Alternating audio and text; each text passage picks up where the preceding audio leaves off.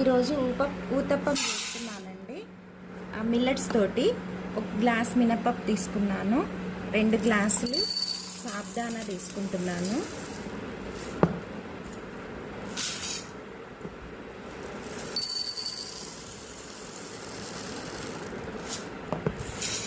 అలాగే సామలు తీసుకుంటున్నానండి. సామలు కూడా 2 గ్లాసులు తీసుకోవాలి.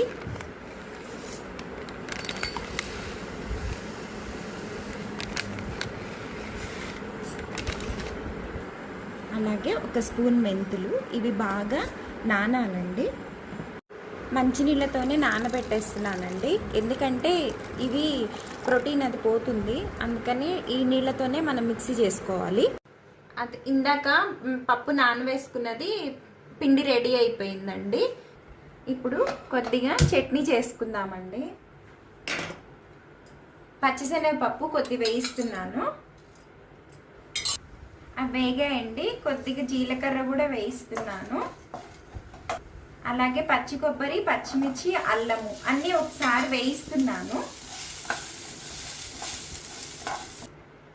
చల్లారిపోయినాయండి, ఇవి మిక్సీ చేస్తున్నాను, చట్నీ చేసేస్తున్నా.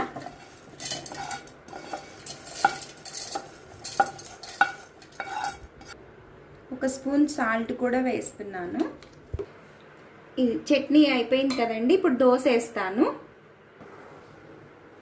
ఇదండి దోశ వేస్తున్నా. ఇది కొద్దిగా లావుగానే, ఊతప్పం అంటే లావుగానే చేసుకోవాలి, అంతే ఇలా వేసుకోవాలి. ఆనియన్స్ కావాలంటే వేసుకోవచ్చండి.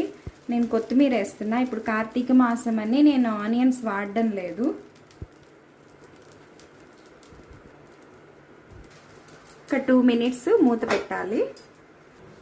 ఇదిగోండి రెడీ అయిపోయింది మిల్లెట్ ఊతప్పము కొబ్బరి చట్నీతో. చాలా బాగుంటుంది. అట్లాగే ఇది వేడివేడిగా తినాలండి, చల్లారితే బాగోదు.